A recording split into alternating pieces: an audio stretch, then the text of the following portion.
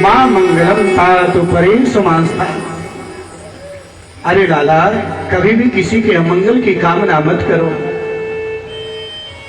अगर हम किसी का अच्छा नहीं कर सकते तो बुरा करने का हमारा कोई अधिकार नहीं है। और एक ध्यान दीजिएगा, जो बुरा करेगा ना, दुनिया में सबसे ज्यादा उसी का बुरा होगा। बोलो जय श्री राधे। जो बुरा करेगा सबसे ज्यादा उसी का बुरा होगा।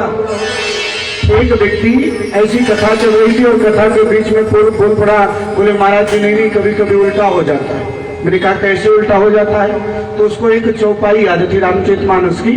कभी कभी उस चौपाई में बड़ा तर्क होता है, और करे अपराध कोई और पाव फल भोग। बोले अपराध कोई दूसरा करता है, फल किसी दूसरे को मिलता है। बोले कैसे? हमने उससे पूछा बताओ कैसे? तो उसने उदाहरण दिया कि जैसे मान के चलिए यहाँ एक आम का पेड़ लगा हुआ, उसमें पके हुए आम है। कोई व्यक्ति निकल रहा है, तो जब निकल रहा है तो पके हुए आम को किसने देखा?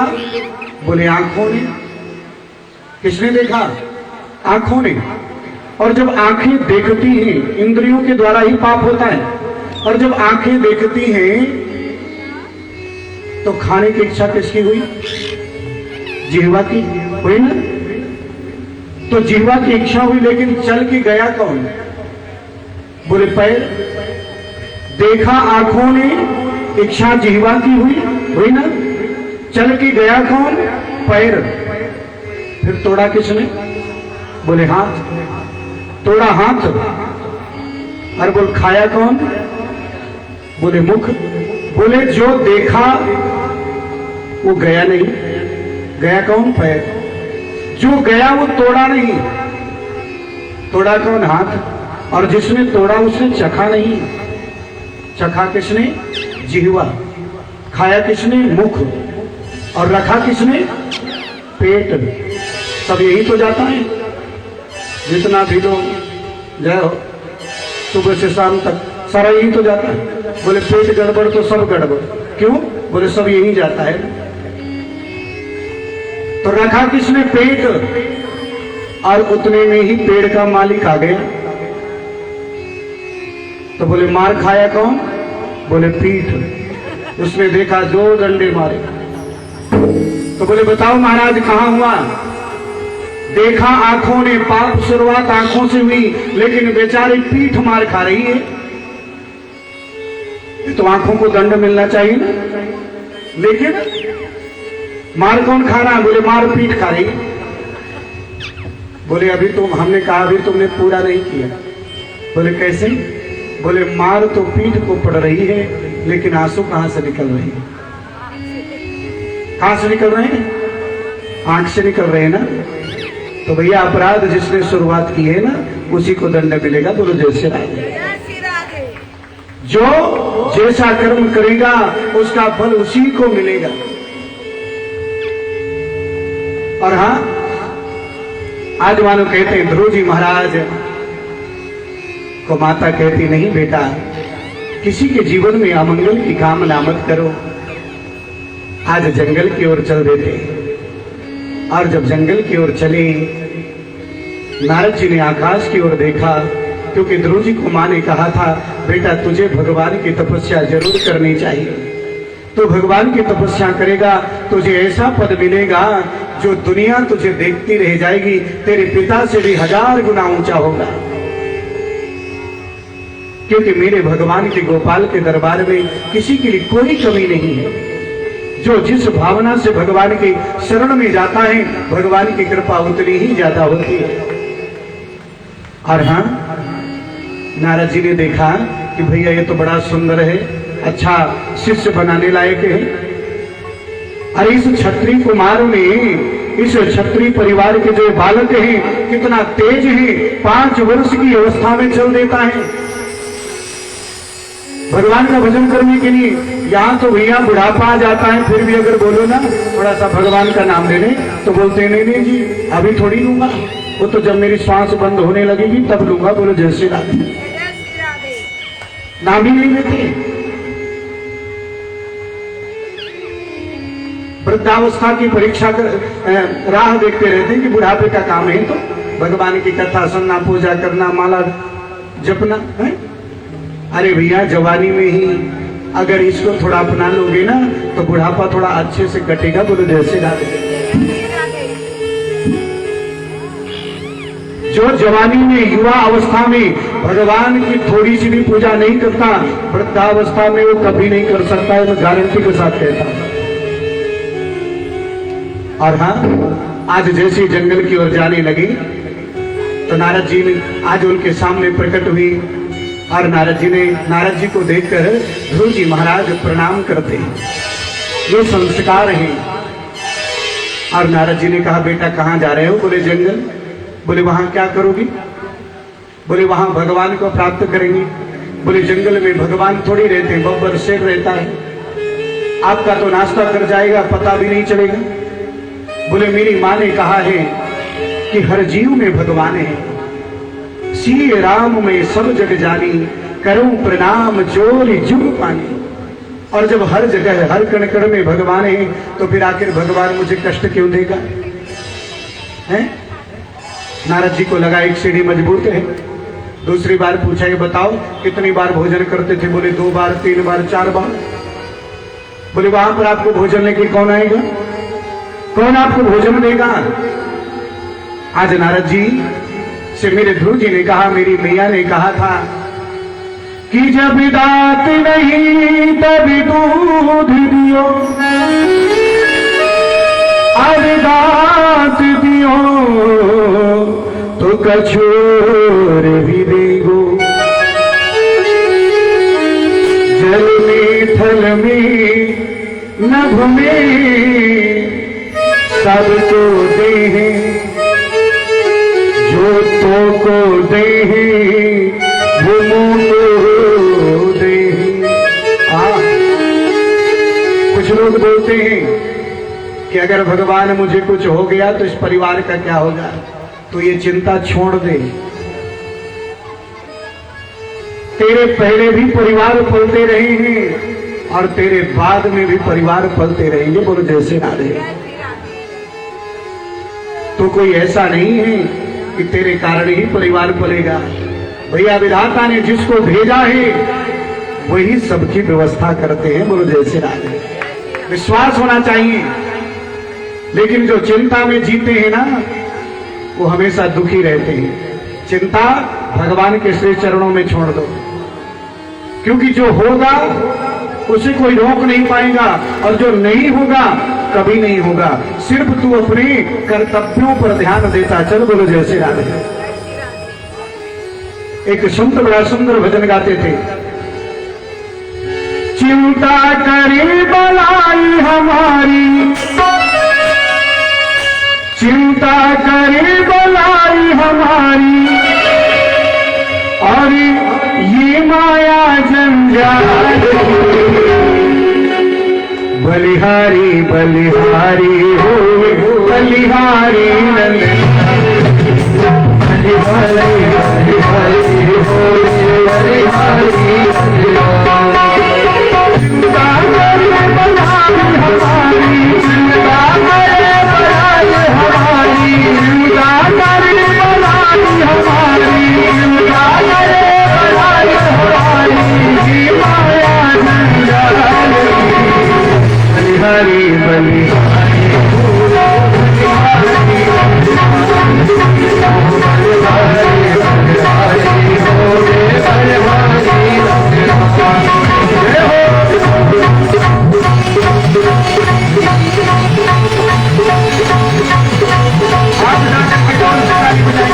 जिसको भगवान ने हाथ दिया है,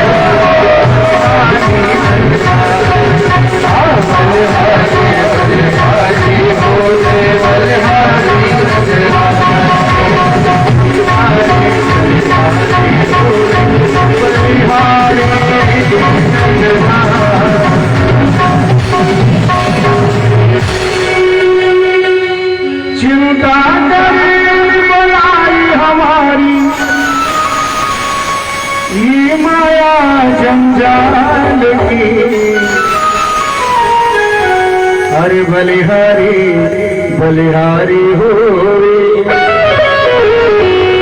बलिहारी नंदलाल।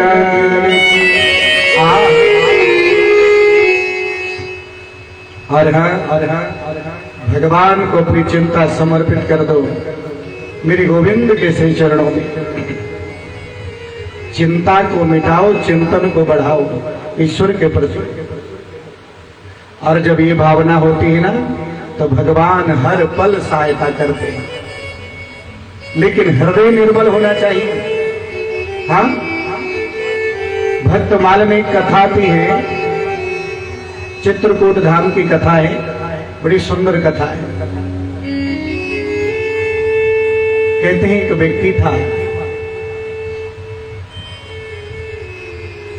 जो जीवन में कभी कुछ भी चिंता नहीं करता था। चिंता थी तो सिर्फ एक ही चीज की, बोले भोजन की, बोले जय श्री राम। क्यों? खाने का बड़ा प्रेमी था। अच्छा, कुछ लोग होते खाने के बड़े प्रेमी होते हैं। डॉक्टर भी मना कर दे, कुछ भी कर दे, लेकिन खाना होना चाहे जो मन में आ जाए वही खाएंगे। हाँ, खाने के बड़े प्रेमी होते हैं।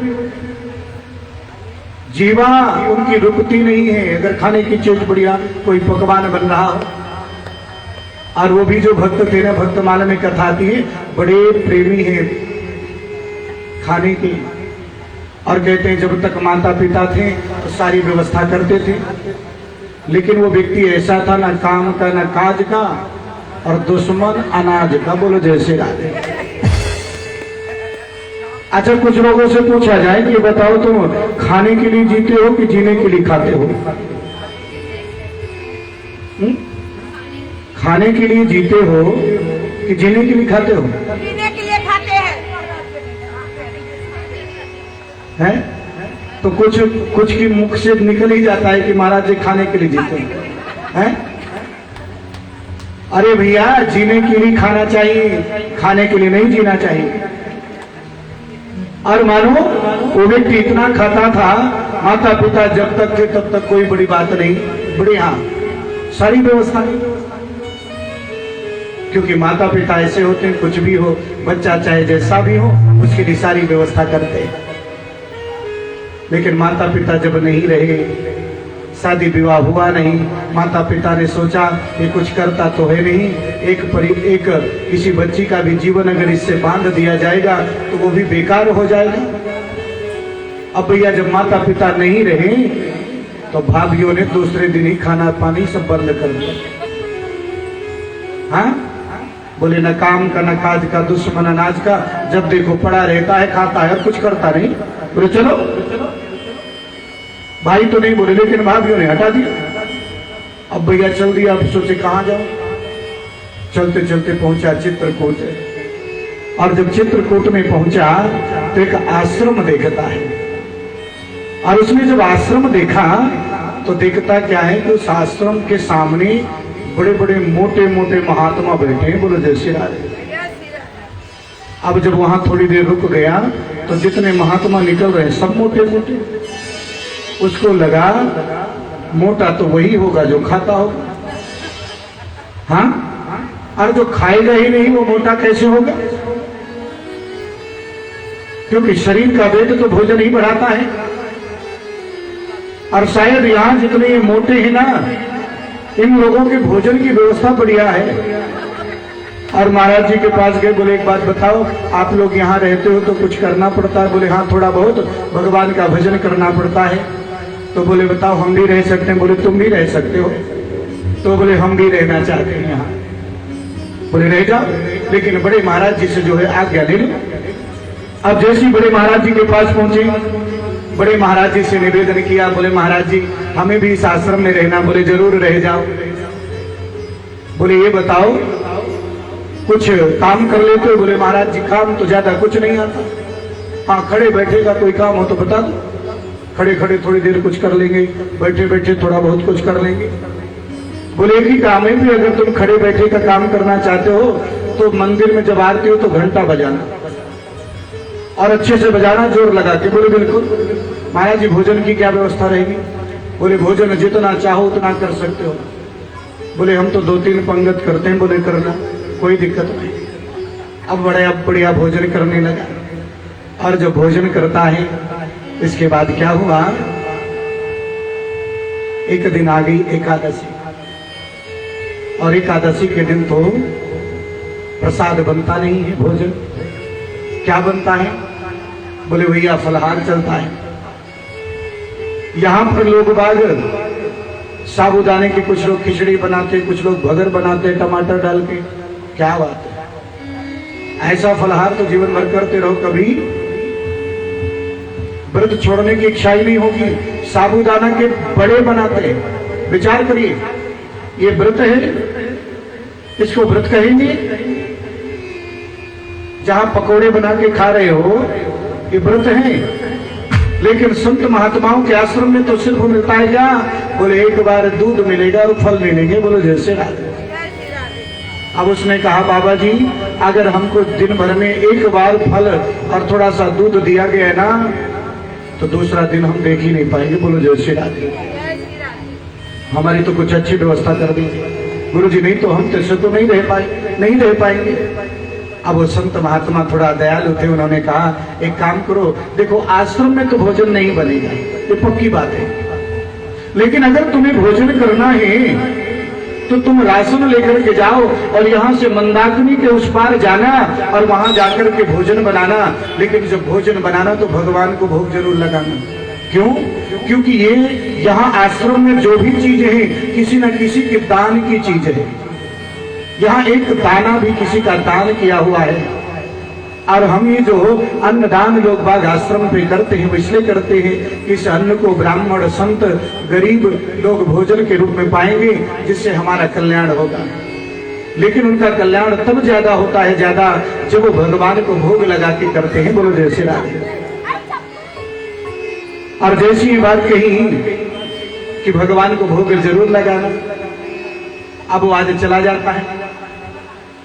आज सुंदर वो जाकर के मंदाकिनी के किनारे भोजन बनाता है और भोजन बनाने के बाद सोचता है कि भगवान को जब भोग लगाया जाता होगा तो भगवान वहां आते होंगे और खाते होंगे। लेकिन जानते हैं आज वो भगवान को भोग की थाली लगा दिया, तुलसी भी डाल दिया, लेकिन भगवान आ ही नहीं रहे। और जब भगवान नहीं आ रहे तो सोचने लगा, लगता है मुझे मंत्र तो आते नहीं है, इसलिए शायद भगवान नहीं आ रहे होंगे। आज भगवान को बुला रहा है, बड़ा सरल है भक्त, और मेरे भगवान सरलता के ही भूखे होते हैं। और भगवान को कैसे बुलाता है, किस भाव से? राज राम आई, प्रभु राम आई, मेरे भोजन का भोग लगाए।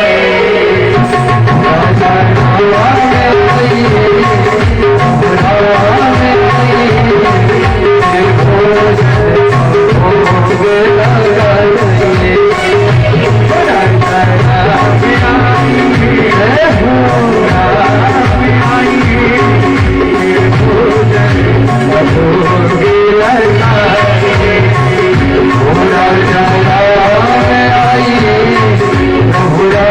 आई, मेरे भोजन का भोग लगाए। भगवान को बुला रहा है, लेकिन भगवान ऐसी थोड़ी आती है, ये प्रभु भोग लगाइए।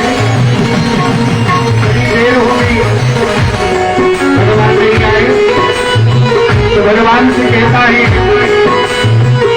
भाव कितने निर्मल है।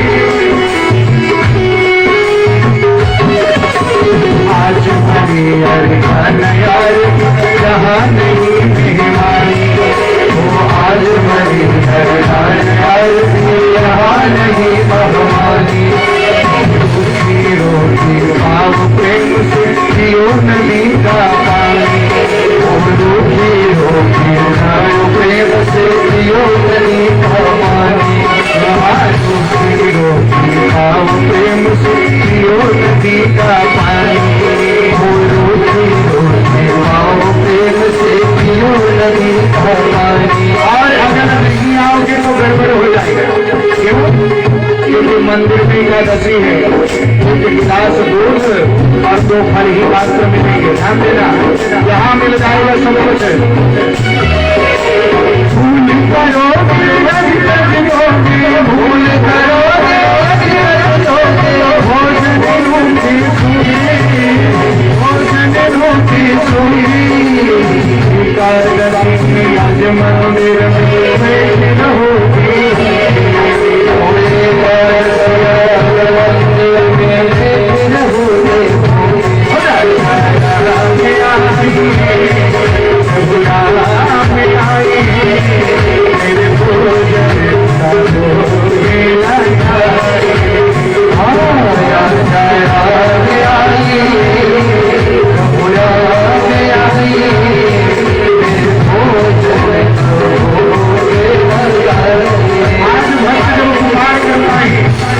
भावना को मेरे रघुवीर समझती है। तो मानो नवम शरण सब सन चल हीना, और सबसे सबरी भक्ति है नवी भक्ति, जो हृदय से पद का सरल होता है, सहज होता है। और मेरे गोपाल मेरे रघुवर आज राम जी सीता जी के साथ वहां पर प्रकट हो जाते हैं। सीता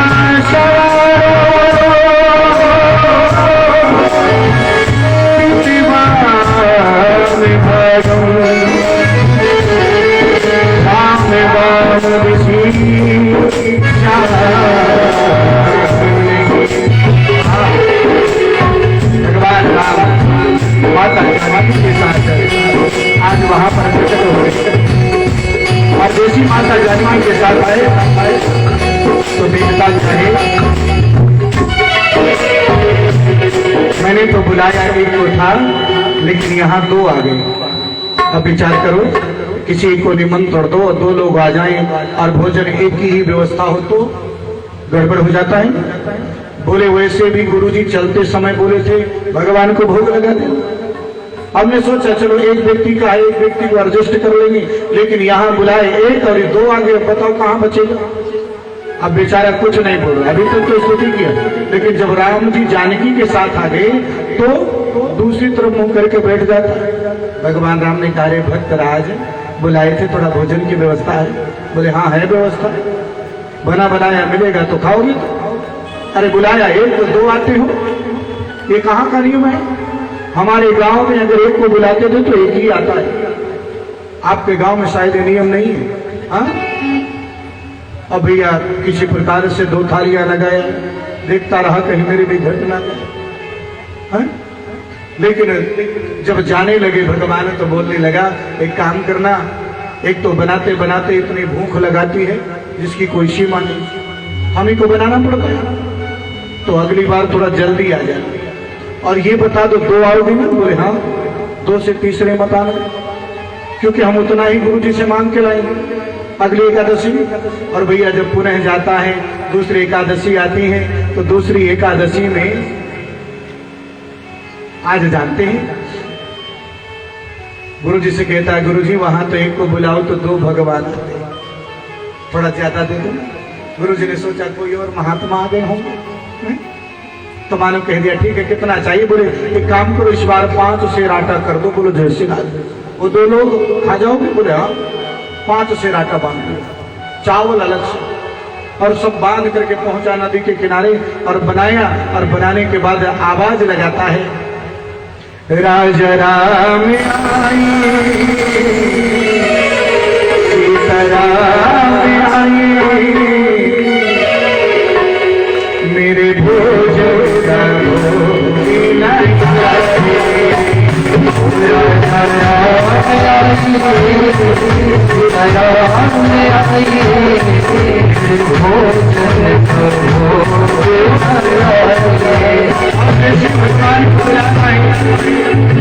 तो भगवान की थोड़ी गिरा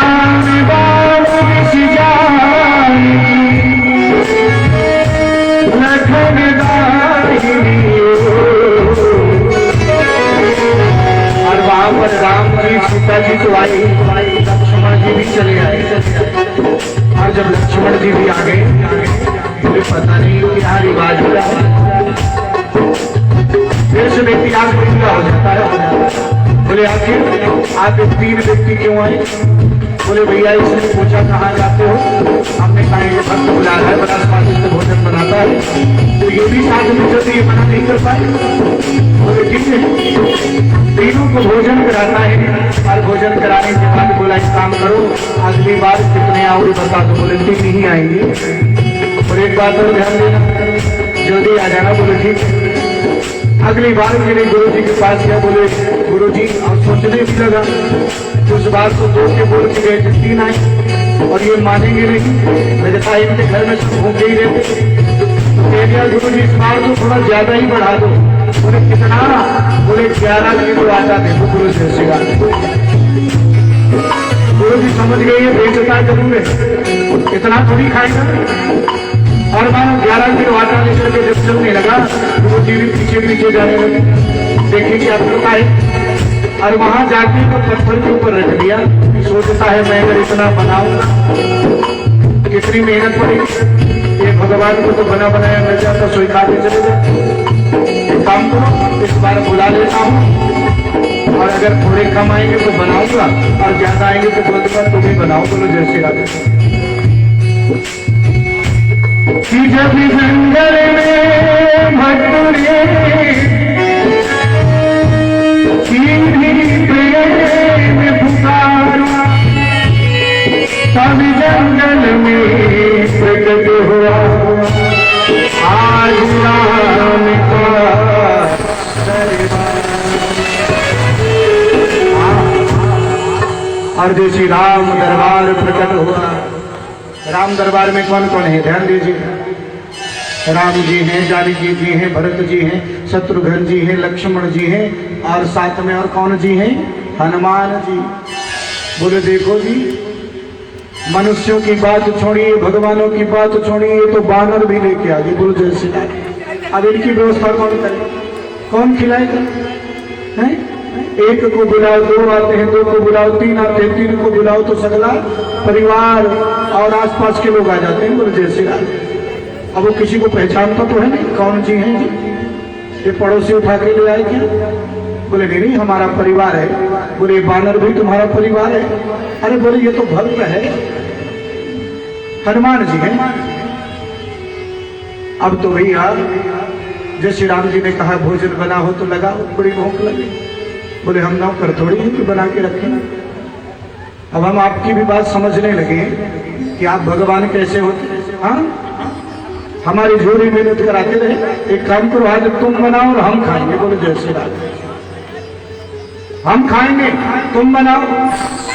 अब जानकी जी की तरफ राम जी देखते हैं, देवी ये तो वही भक्त है जैसे केवट था ना, बिना पैर धुलाए बैठाया नहीं, वैसे ये भी है।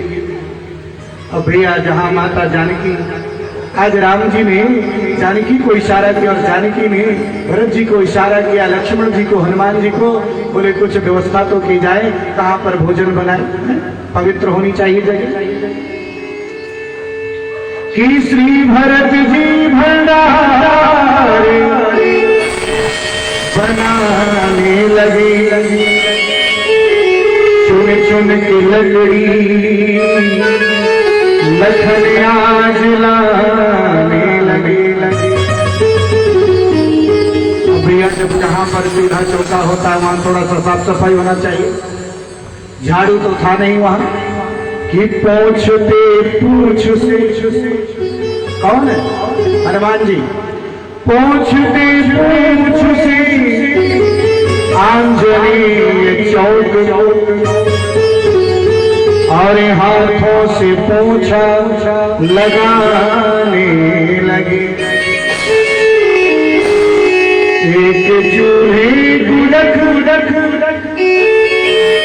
इधर शत्रुघ्न जी, और भाजी अवनिया कराने लगे। अवनिया मतलब काटने लगे, भाजी को काटते हैं ना, सब्जी काटते हैं।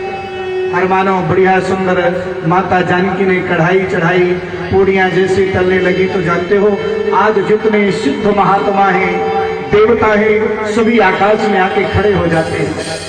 सारे संत महात्मा जो दिव्य रूप से वहां चित्रकूट में रह रहे थे वो भी आगे, और बोले मैया एक टुकड़ा हमें भी मिल जाए, एक टुकड़ा हमें भी मिल जाए। अब वो जब चारों तरफ देखा, बोले यहाँ तो भैया भिखारियों की कमी नहीं है, आज एक दाना नहीं बचेगा। कितने लोग खड़े हैं खाने के लिए। अब क्या सोचता रह जाए, आंख बंद करके बैठ गए। और जब आंख बंद करके बैठ गया, बोले कुछ बचना तो है नहीं, आज तो दूध और फल से भी गए। और हम भैया ऐसे भगवान हैं जो भक्त को भी भूखे मार देंगे। और उसी समय गुरु जी आगे, गुरु जी को दिख रहा है कि सारा राशन एक पत्थर पे रख दिया है और चुपचाप बैठा है। ये किसी का इंतजार कर रहा होगा कि कोई आए तो बेच दो। गुरु जी ने पीछे से पूछा है क्यों बना क्यों नहीं रहा, इतनी देर से मैं देख रहा हूँ चुपचाप बैठा है। बोले गुरु जी मैं बनाऊं क्या, यहाँ बनाने वाले बहुत हैं। बोलो जैसे बनाने वाले से ज्यादा सैकड़ों खाने वाले हैं, और यहाँ तो गुरु जी दाना नहीं मिलना है। अच्छा रहता है कि मैं वहीं एकादशी कर लेता। गुरु जी बोले मुझे तो कोई नहीं दिख रहा, कौन बना रहा है? बोले आपको नहीं दिख रहा? बोले नहीं। अरे बोले सीता जी पूड़ियां तल रही हैं, भरत जी जो है चूल्हा जला रहे हैं, फूंक रहे हैं, आग तेजी से जलती रहे, और ये लक्ष्मण जी जो है आटा कूट रहे हैं, और हाँ शत्रुघ्न जी जो है ना ये भी जो है वहां की सारी व्यवस्था कर रहे हैं। आप देख लेंगे? बोले हमको तो कुछ नहीं दिखाई दे रहा, हमको तो ये दिखाई दे रहा है कि तो एक पत्थर पे बैठा है और दूसरे पत्थर पर पूरी सामग्री रखे हुई है। आज राम जी से बोला अरे राम आप ये बताइए मेरे गुरु जी को क्यों नहीं दिखाई दे रहे? बोले बेटा तेरे गुरु जी ज्ञानी हैं, मंत्र भेजना है, मंत्र आता है उनको, लेकिन तेरे जैसे सरल नहीं है, और मैं तो उसी को मिलता हूं जो सरल और सहज होता है। मेरे मन मन जन जन सो मोहि पावा, मोहि कपट छल छिद्र न भाव। मुझे तो वही प्राप्त कर सकता है जिसका हृदय निर्मल हो। और तेरे जैसा निर्मलता तेरे गुरु में भी नहीं है। और जैसी बात उसने गुरु जी से बताई, बोले गुरु जी राम जी तो ये बोल रहे हैं। आज गुरु जी की आंखों से सुधारा बहने लगी। हाँ बेटा, वास्तव में मैं ज्ञानी हूं, मंत्र जानता हूं, लेकिन शायद मेरे अंदर भी उतनी निर्मलता नहीं है, मेरे अंदर भी उतनी सरलता नहीं है कि मैं भगवान का दर्शन कर पाऊं। आज गुरु जी ने उस भक्त के चरणों को पकड़ा और कहा, तुझसे मेरी प्रार्थना है कि तू एक बार कह दे कि मुझे दर्शन दे। और जैसे ही गुरु जी ने चरणों को पकड़ा, आज वो भक्त बोलता है, नहीं गुरु जी आप तो मेरे बंदनी हैं, आप कैसे मुझे प्रणाम कर सकते हैं? प्रणाम तो मुझे करना चाहिए। और मैंने राम जी को प्रणाम किया और कहा कि कुछ भी हो जाए, चाहे मेरे गुरु जी कैसी भी हो, लेकिन एक बार आप दर्शन तो दे दीजिए। और जैसे भगवान की प्रार्थना करता है, हाँ आज मेरे गोविंद को दर्शन देते हैं गुरु को। आज गुरु जी एकदम गदगद हो गए, कंठ अवरुद्ध हो जाता है, आंखों से अश्रुधारा बहने लगी। और कहते हैं भगवान की पूजा में, भगवान की कथा में अगर एक क्षण के लिए अवसर मिल जाए, गदि गदि कंठ नयन बहनीरा ममि गुण गावत तुलक शरीरा। कंठ गदगद हो गया, आंखों से सुधार बहने लगी और मानो रोम रोम जिसका खिल उठा। जन्म जन्मांतर तक ऋषि मुनि महात्मा तपस्या करते हैं, लेकिन भगवान का नाम नहीं निकलता, अंतराम कहीं आवत नहीं। आज वही भगवान सामने है। कितनी सुंदर बात है। मेरे गुरु जी का रोम रोम खिल उठा। आज ऐसा लगता है कि गुरु जी का पूरा शरीर ही मानो एक मंदिर के रूप में परिणित हो गया, और जिस मंदिर में मेरे रघुवीर विराजमान हो गए, इतना सुंदर दृश्य हो गया। प्रेम जब अनंत हो गया, प्रेम जब अनंत हो गया, रोम रोम संत हो गया। प्रेम जब अनंत हो गया, रोम रोम संत हो गया।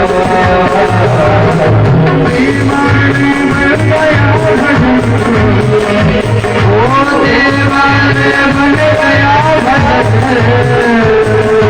मन को भ्रमंत हो गया। जब हो गया, रोम रोम संत हो गया।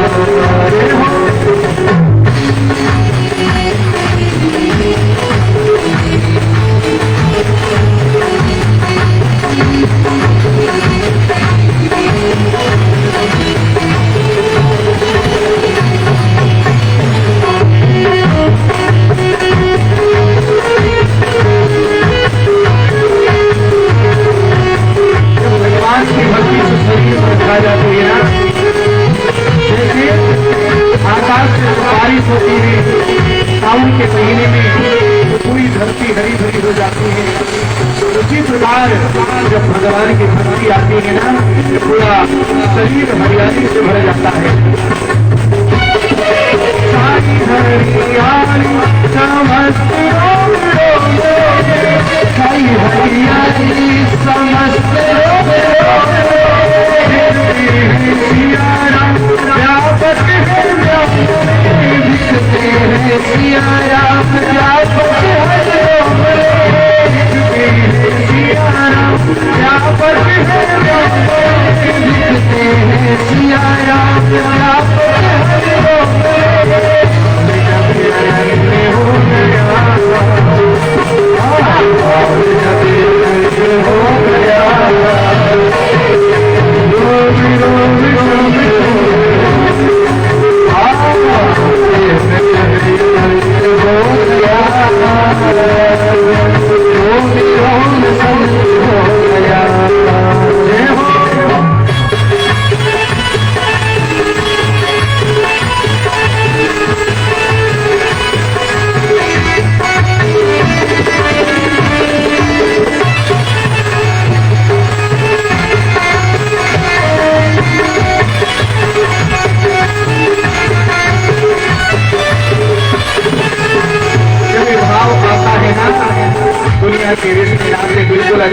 पे पढ़ाई को कम करिए।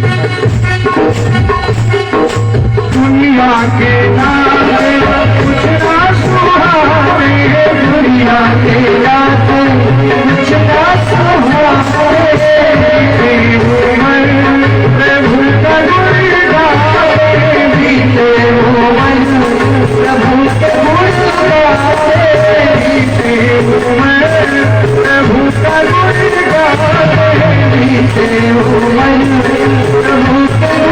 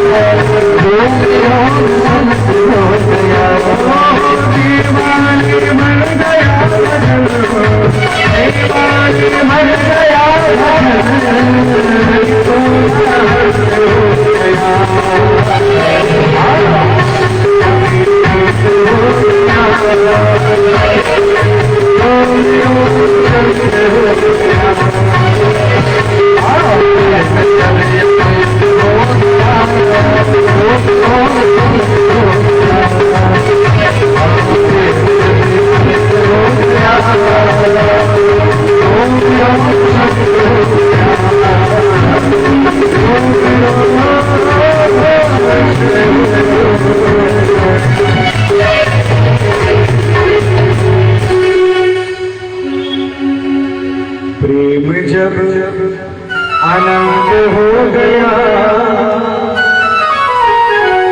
रोम रोम शंख हो गया। आज मानो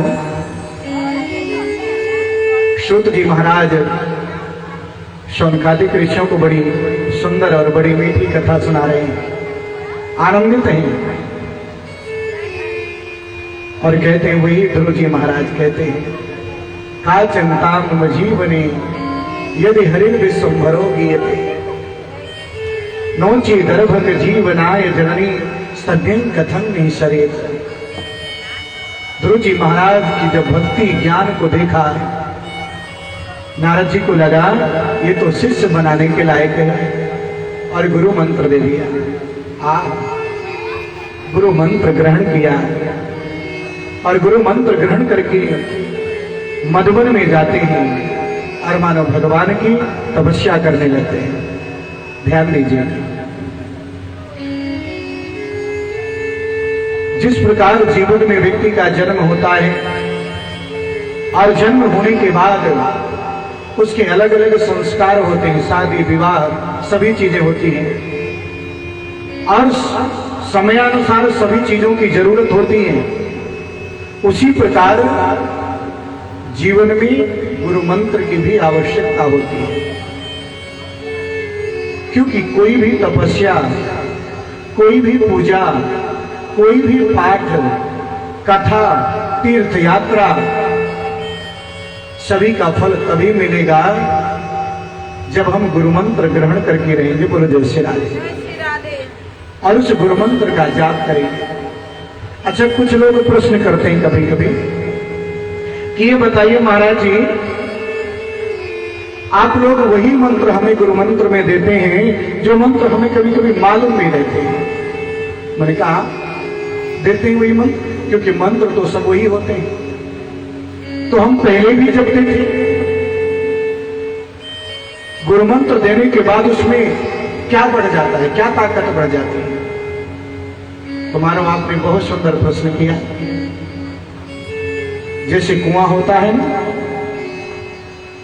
आपने देखा होगा कुएं के पास दो खंभे खड़े होते हैं, उसमें एक डंडा लगा होता है, उसके बीच में एक गलारी रिंग होती है ना। अगर वो रिंग ना रहे उस डंडे में, बिना रिंग के हम बाल्टी को रस्सी से बांधकर जब कुएं में अंदर डुबोते हैं और डुबोने के बाद जब पानी खींचते हैं तो पानी छलकता है, छलकता है ना, आता जरूर है पानी बाहर, लेकिन पूरी भरी हुई बाल्टी नहीं आ सकती, थोड़ा बहुत आएगा। लेकिन अगर रिंग लगी है और उस रिंग के सहारे हम आराम से खींचते हैं तो पूरी भरी हुई बाल्टी हमको मिलती है। तो बोले गुरु का काम, गुरु के द्वारा जब मंत्र लिया जाता है तो उस मंत्र का प्रभाव ऐसा बढ़ जाता है जैसे उस डंडे में लगी हुई रिंग है और रिंग के सहारे हमें पूरी भरी हुई बाल्टी मिलती है। उसी प्रकार जब मंत्र का जाप करते हैं तो हमें किसी भी पूजा पाठ का, किसी भी जब तक का पूरा फल प्राप्त होता है। बोलो जय श्री राधे। जो एकदम भरा हुआ होता है, एकदम खाली हो ही नहीं सकता, एकदम भरा रहेगा। तो बोले गुरु मंत्र लेने के बाद ये फर्क पड़ता है, किसी भी पुण्य कर्म का पूर्ण फल हमें प्राप्त होता है।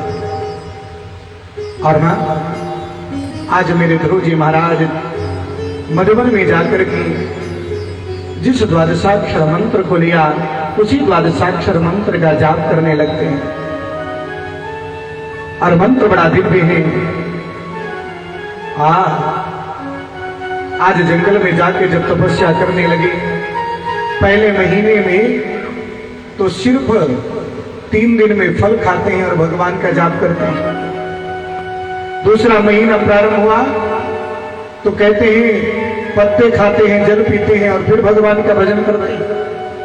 तीसरा महीना प्रारंभ हुआ तो सिर्फ जल पीते हैं और भगवान का भजन करते हैं। चौथा महीना प्रारंभ हुआ तो श्वास लेते हैं और जब भगवान का भजन करते हैं। लेकिन 5वें महीने में तो श्वास को रोक करके भजन किया। बड़ा सुंदर। ओम नमो भगवते वासुदेवाय, ओम नमो भगवते वासुदेवाय, ओम नमो भगवते वासुदेवाय, ओम नमो भगवते वासुदेवाय, वासुदेवाय वासुदेवाय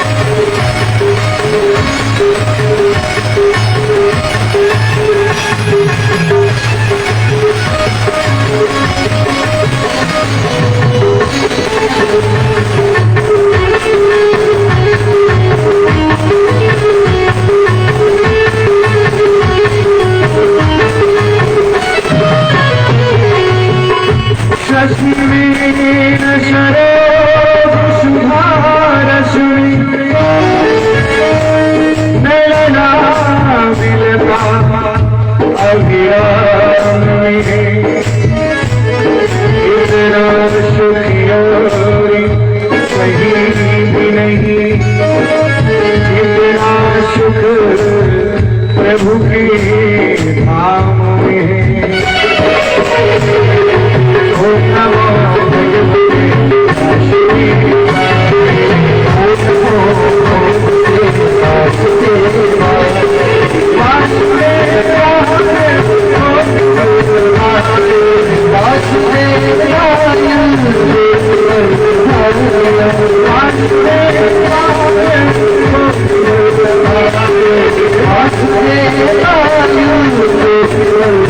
वासुदेवाय,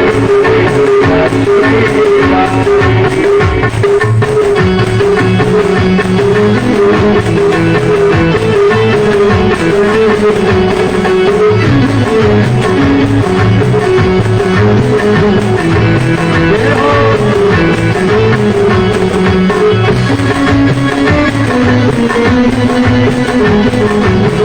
आज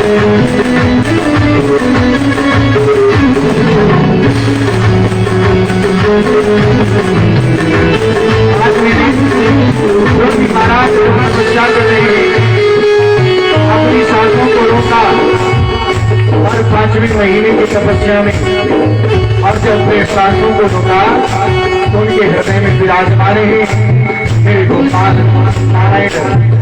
और गुरुजी की जब सांस रुकती है तो पूरे ब्रह्मांड की सांस रुक जाती है, और जब पूरे ब्रह्मांड की सांस रुकी सारे देवता ऋषि मुनि दौड़ पड़े, अरे भगवान रक्षा करिए त्राय मेरी गोपाल कहते हैं मेरा भक्त ध्रुव है जो मेरा भजन करता है, और जब तक वो भजन से अलग नहीं होगा तब तक मानो ये श्वास वापस नहीं आएगी। गुरुजी महाराज के सामने मेरे गोविंद आते खड़े हैं, लेकिन वो अंदर भजन कर रहे हैं, आपके नहीं बोल रहे ओम नमो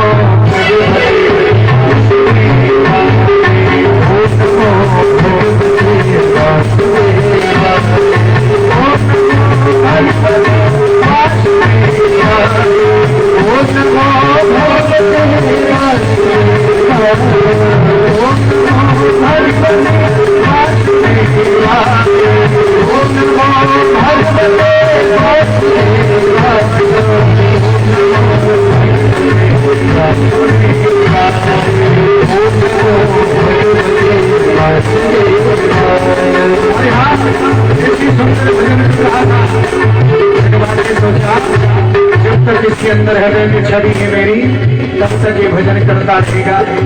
आज मेरे गोपाल ने गुरुजी के हृदय से अपनी छवि को गायब किया, और जैसी गायब किया व्याकुलतावश मेरे गुरुजी ने आंखें खोला और देखा कि सामने भगवान खड़े हैं, लेकिन भजन बंद हो जाता है।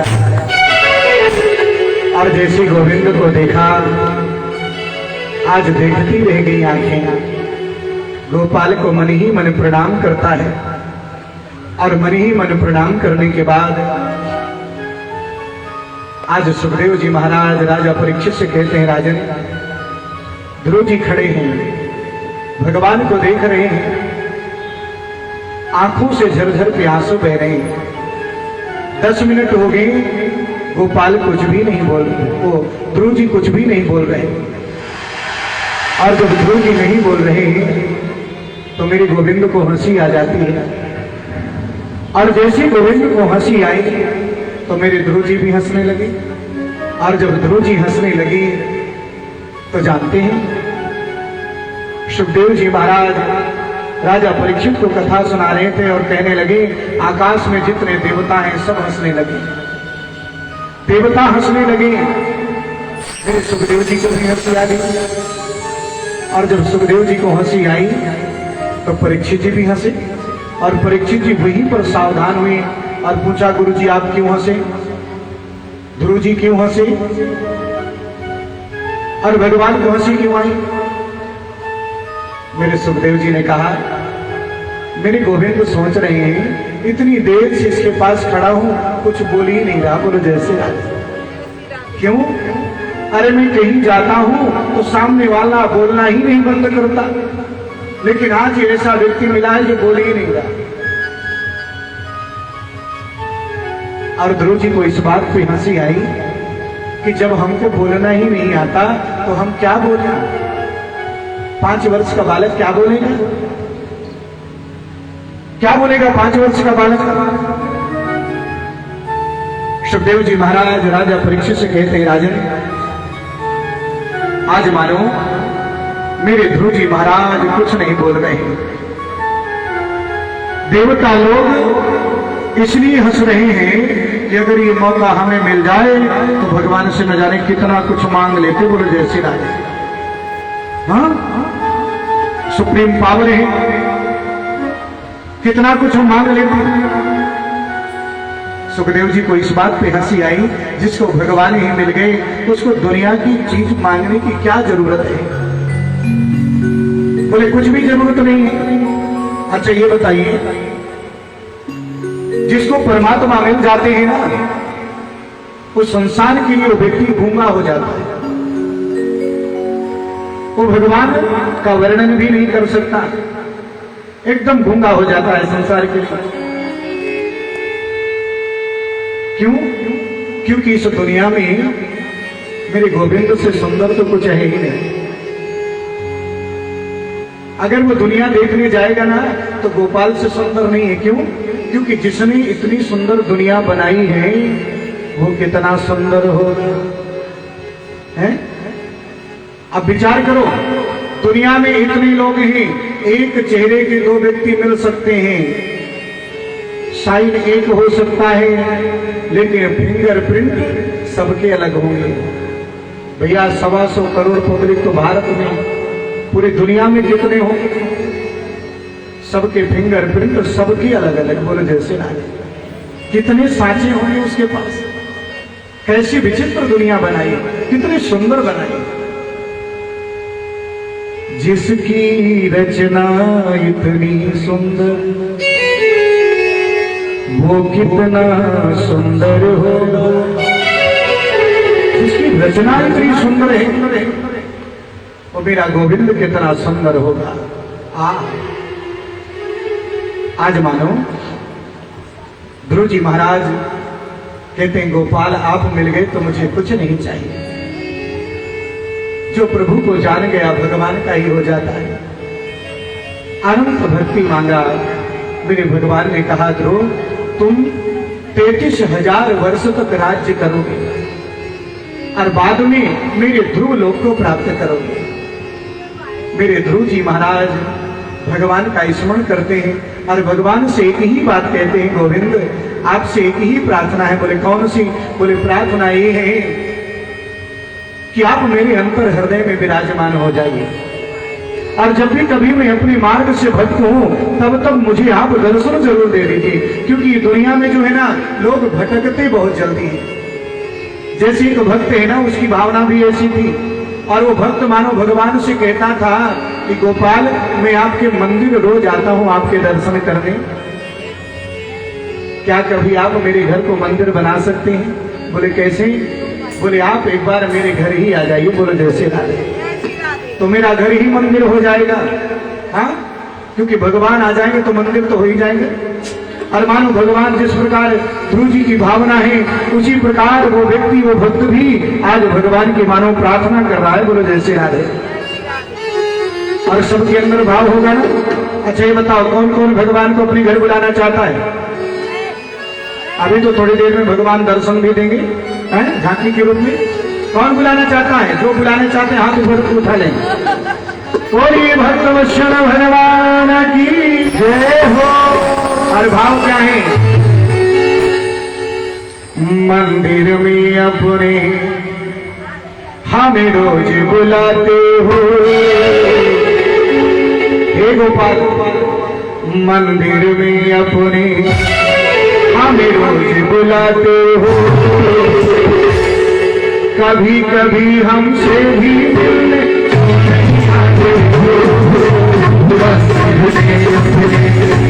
हमें रोज बुलाते हो। हमें रोज बुलाते हो। कभी कभी हमसे भी मिलने नहीं आते हो। हमें रोज बुलाते हो। कभी कभी मिलने भी हमसे नहीं आते हो।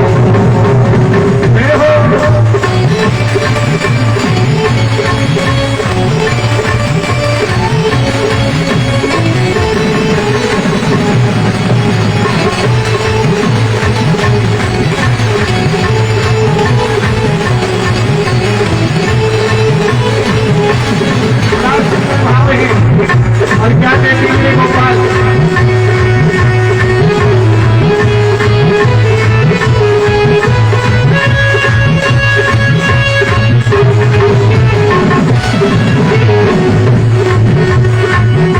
हमेशा हम ही आते हैं, हमेशा ही आए।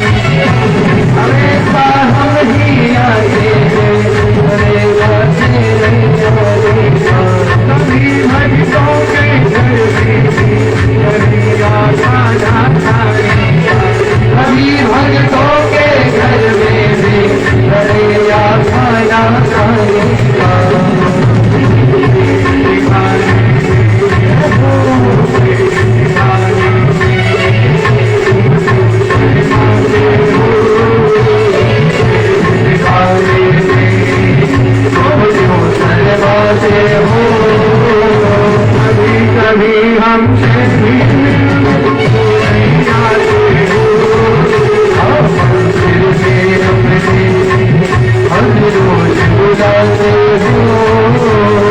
कभी कभी मिलने भी हमसे नहीं आते हो।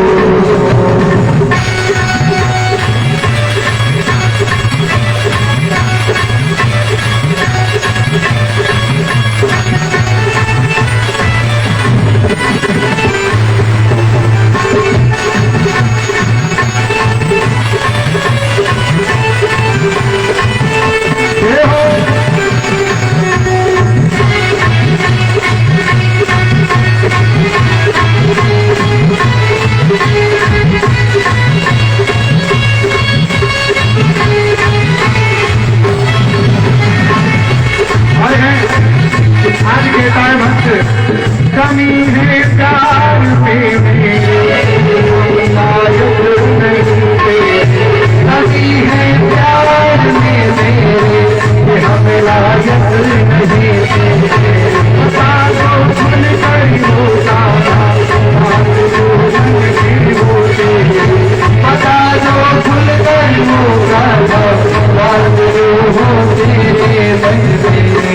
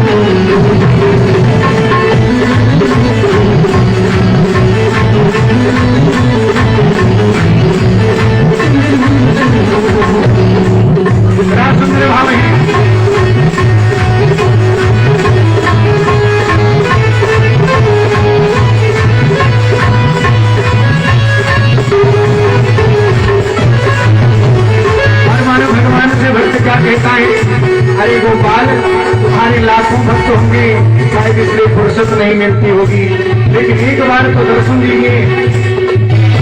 तुम्हारे भक्त हैं लाखों, तुम्हें फुर्सत नहीं होगी, तुम्हारे भक्त हैं लाखों, तुम्हें फुर्सत नहीं होगी। क्या कभी मोहन क्या कभी मोहन इस दिल में कोई हसरत नहीं होगी। हमको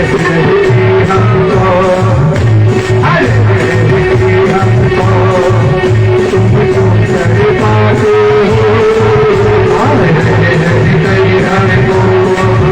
तुम क्यों शर्माते हो। कभी कभी हमसे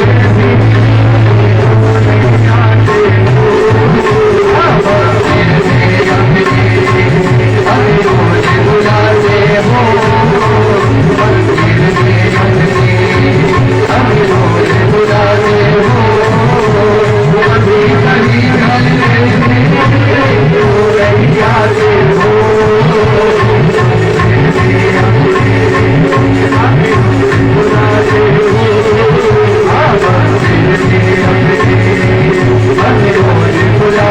हो, कभी कभी हमसे भी मिलने क्यों नहीं आते हो।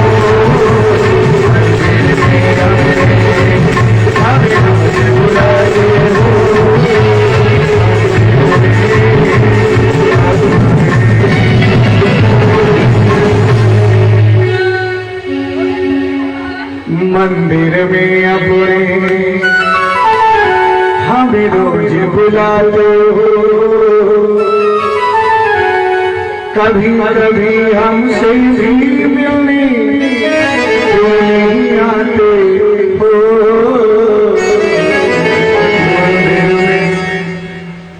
एक बार जोर से बोलना पड़ेगा, जय जय श्री राम।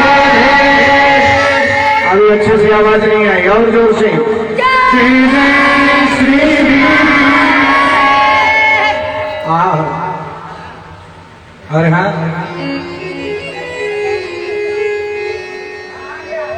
आज मानो बड़े सुंदर भाव से ध्रुव जी महाराज ने भगवान की स्तुति की और कहते हैं वही ध्रुव जी महाराज बाद में भगवान के परम पद को प्राप्त करते हैं। और हाँ, ये मेरे जो गोपाल है ना, संसार में हर व्यक्ति का कल्याण करते हैं। जो व्यक्ति जिस भावना से जाता है भगवान उसी भाव से कल्याण करते हैं। कहते हैं परीक्षित जी ने एक प्रश्न किया था कि हमने सुना है भगवान अधिकतर भक्तों की रक्षा करते हैं और राक्षसों का वध कर देते हैं। बोले ऐसा क्यों करते हैं गोपाल?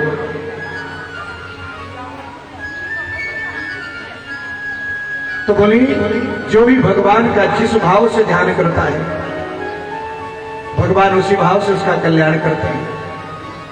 क्योंकि मेरे गोपाल ना किसी का वध करते हैं ना ही उद्धार करते हैं। मेरी गोपाल की तो एक ही भावना है। भगवान कहते हैं जो मेरे करीब आता है उसको मैं पार लगा देता हूं, किनारे लगा देता हूं। एक बार क्या हुआ, माता यशोदा अपने लाला का जन्मदिन मना रही थी और जब जन्मदिन मना रही थी तो जानते हो मैया यशोदा जितने वर्ष के लाला थे उतने दीपक जला रही है। और जन्मदिन ऐसे ही मनाना चाहिए, जितने वर्ष का बालक हो उतने दीपक भगवान के पास जलाओ। और वैसी माता यशोदा दीपक जला रही है। लेकिन आजकल लोग बाग दीपक तो जलवाते हैं लेकिन मोमबत्ती के रूप में। बोलो जय श्री राधे। और जलवाने के बाद बोलते हैं बेटा बुझा दे, और अगर वो नहीं बुझा पाता तो स्वयं बुझा देते। और मानो कहना चाहते हैं तेरे जीवन में अंधेरा ही अंधेरा रहे। हा? कभी दीपक बुझाया जाता है क्या मुख से? ये हमारी प्रथा है क्या? दीपक को कभी भी मुख से बुझाना ही नहीं चाहिए। लेकिन ऐसे पश्चिमी देशों के गुलाम आगे कुछ लोग जो अपने आप को अंग्रेज बन रहे हैं। बोलो जय श्री राम। अंग्रेज तो चले गए कभी, लेकिन उस पद्धति को अपना रहे। अच्छा, जो ये पद्धति को अपनाते हैं ना वो अपने आप को समझते हैं बड़े पढ़े लिखे हैं। बोलो जय श्री राधे। तभी हम कहेंगे वो पढ़े लिखे हैं। जो एक आग के ऊपर थूक मारते हैं, फूंक मारते हैं, अरे उनसे तो अनपढ़ अच्छे हैं। बोलो जय श्री राधे। कम से कम दीपक तो जलाते हैं भगवान के सामने और उसको बुझाते तो नहीं। छोटा सा बालक होगा, एक साल का होगा, उसके हाथ में छुरी देते हैं। और 1 साल का बालक है उसे कम से कम प्रणाम करवाएं, फूल चढ़वाएं, भगवान के चरणों में छुरी देंगे। काहे को? बोले ले चीर दे इसको। पहले वो उस चीज को चीरता है जो सामने रखा है, फिर बाद में परिवार को चीरता है। बोलो जय श्री राधे। क्या गलती करता है? बचपन से तो उसे चीरना सिखाए हो। ये हमारी सभ्यता नहीं है। माता यशोदा लाला को आशीर्वाद दिलवाती है संत महात्माओं से, गरीबों को भोजन कराती है, दीपक जलाकर के जमुना जी में एक एक करके प्रवाहित कर रही है। और लाला वहीं पे खड़े हो गए, जो भी दीपक सामने से जा रहा था उसको किनारे लगाते जा रहे हैं। सन्मुख हो ही जीव मोहि जब जन्म जन्म जन्मांतर के बोले पापों को मैं नष्ट कर देता हूं जब जीव मेरे सामने आता है। जिस भावना से आता है उस भावना से कल्याण करता हूं। क्योंकि मेरे लिए तो किसी के प्रति ना शत्रुता है ना मित्रता है। मेरे लिए सब समान है। जो अच्छा है उसका अच्छे रूप से कल्याण करता हूं। बोले तुम कहते हो मैंने राक्षसों का वध किया, अरे दैत्यों में तो एक प्रहलाद भी हुआ, और जिस प्रहलाद का भगवान ने रक्षा की थी दैत्य वंश में हुआ था। आपने कल कथा सुनी थी ना, हिरण्याक्ष। हिरण्याक्ष का एक भाई है हिरण्यकश्यप, और जिसने भगवान की घोर तपस्या किया ब्रह्मा जी की। और जब ब्रह्मा जी की तपस्या करता है तो ब्रह्मा जी ने कहा वरदान मांग लो, तो मांगता है कि मैं अमर हो जाऊं। बोले भैया ये मृत्यु लोक है, इस मृत्यु लोक में जो भी आया है उसको तो मरना ही पड़ेगा, और मृत्यु हमारे साथ ही जन्म लेती है। हम 10 साल के हो गए तो मानो हमारी ही उम्र में 10 वर्ष मृत हो गए। अगर 80 साल जीना है ना तो 70 साल ही रहेंगे, बोलो जय श्री राधे, क्योंकि 70 साल मृत हो गए। इसलिए तुम्हें अमृत का तो वरदान नहीं मिलेगा, कुछ और मांग लो। तो उसने मांगा, बोले ना मैं दिन में मरूं ना रात में मरूं, हाँ ना घर के अंदर मरूं ना घर के बाहर मरूं, ना आपके बनाए हुए किसी प्राणी से मरूं, आपकी बनाए हुए 12 महीनों में मेरी मृत्यु ना हो। ब्रह्मा जी बोले ठीक है, लेकिन मृत्यु जरूर होगी। अब उसने सोचा मैंने सब कुछ मांग लिया। ब्रह्मा जी ने कहा हमको बनाने वाला तुझे मारेगा, बोलो जय श्री राधे। अरे हमारा बनाया हुआ नहीं मारेगा, लेकिन जो जिसने हमको बनाया है वो तुम्हारी सकता है ना।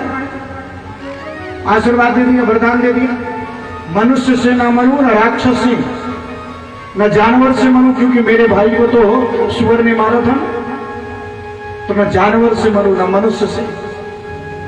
ब्रह्मा जी सोचे कि इस बार भगवान को लगता है कोई दूसरा ही दिव्य स्वरूप धारण करना पड़ेगा। और जानते हैं आज वरदान दे दिया, और जैसी सुंदर वरदान दिया इसके बाद आज हिरण्य तपस्या में गया था, इंद्र ने उसके सारे पुत्रों को मार दिया था। कयाधु के गर्भ में एक बालक था, और वो बालक मेरे नारद ऋषि के आश्रम पर पला, गर्भ में था। भगवान के भजनों को सुनता था आश्रम में। क्यों? क्योंकि जैसी सोच रखेगी, जैसे विचार रखेगी, भगवान का भजन करेगी, उसी के अनुसार बालक जन्म लेता है। मार्कंडेय महापुराण में एक मदाल सा चरित्र आता है, कहते हैं आस्था संस्कार देखती होती तो उसी प्रकार से जन्म लेता, बोलो जय श्री राधे। और हाँ, कुछ लोग कहते हैं ये तो जिस प्रकार उनका स्वभाव था वैसे स्वभाव बन के आ गया। बोले जैसे आप आचरण करेंगे उसी को गर्भ में रहने वाला बच्चा सब सीखता है। सावधान रहना चाहिए जब बालक गर्भ में हो। आप जानते हैं मेरे प्रहलाद बहुत बड़े भगवान के भक्त हैं, लेकिन प्रहलाद से हिरण्यकश्यप बड़ा प्रेम करता है, और जैसी बड़ा प्रेम करता है विद्यालय भेजा, स्कूल भेजा पढ़ने के लिए, और जब है ना तो आज माना मैं भले ही ना रहूं लेकिन मेरा बेटा पक्का आज्ञाकारी निकले। और ऐसा कभी होता नहीं। क्यों नहीं होता? किसी खेत में गेहूं बोओगे तो क्या उसमें चने उगेंगे क्या?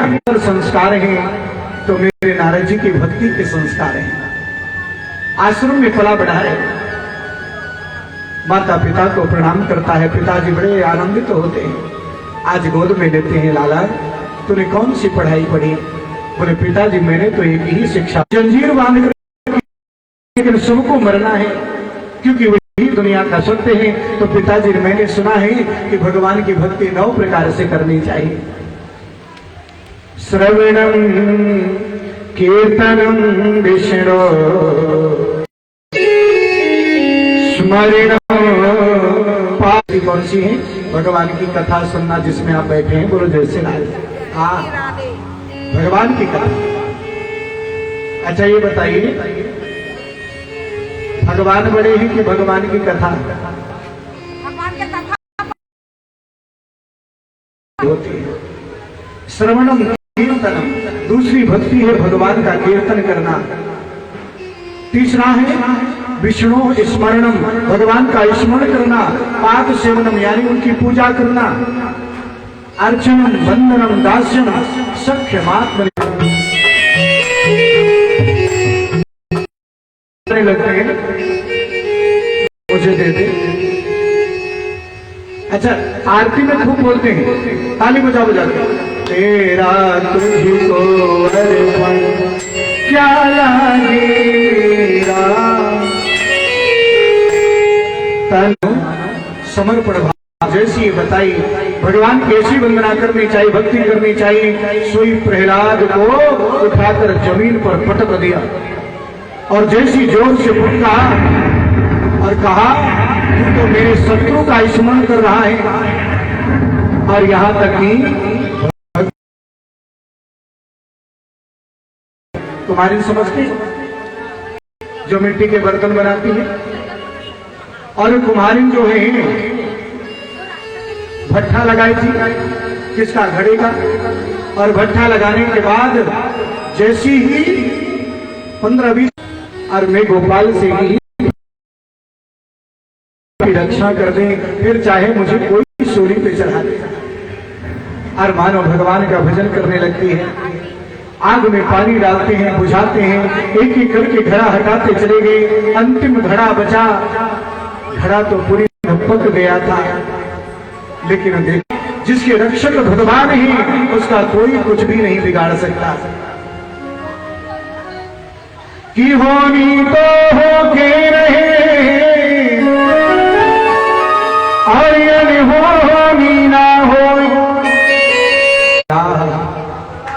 जैसे भजन करते हैं, नारायण का भजन करते हैं, और जब नारायण का भजन करने लगे तो सभी बालक भी उनके साथ नृत्य करने लगे। जिसने छुआ ऐसा करंट लगा भक्ति का कि वो भी नाचने लगा और गाने लगते हैं। बोलो जय श्री राधे। लक्ष्मी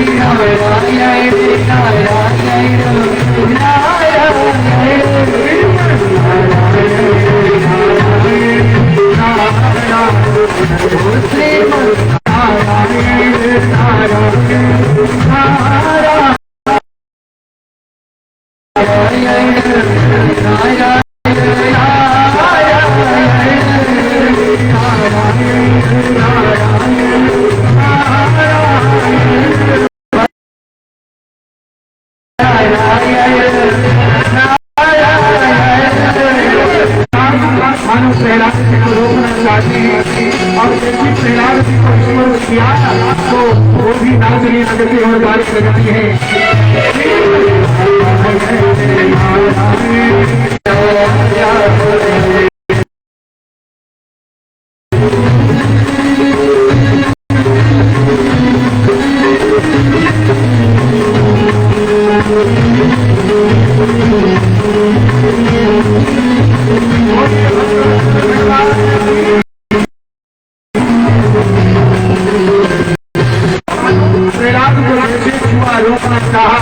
वो भी ऐसा करंट लगा, वो भी नाचने लगता है और गाने लगता है।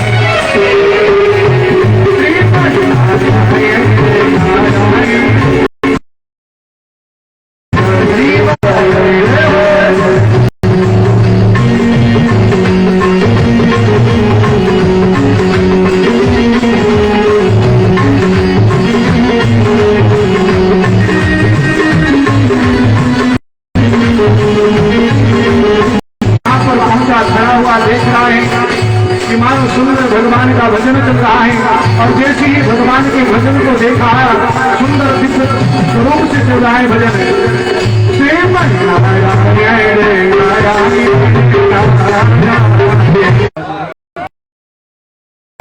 सुनो सुनो अभी सुनो एकदम हो गया है। तूने तेरी अनंत शक्ति को